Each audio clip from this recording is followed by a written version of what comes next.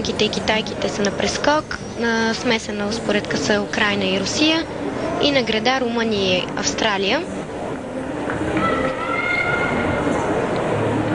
Следващото изпълнение от руския отбор на смесена успоредка.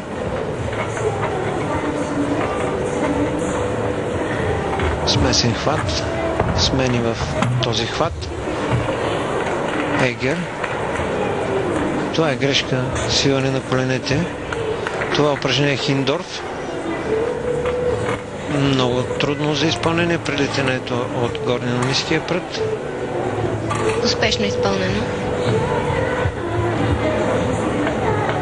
Да видим какъв ще е отскока на състезателката. Цукахара. Двойно задно превъртане с обръщане 360 градуса. Много стабилно приземяване. Единствената грешчица, която направи състезателката, е при изпълнение на салто егер. Това е Полина Милер от Русия. Значително по-добро представяне от пред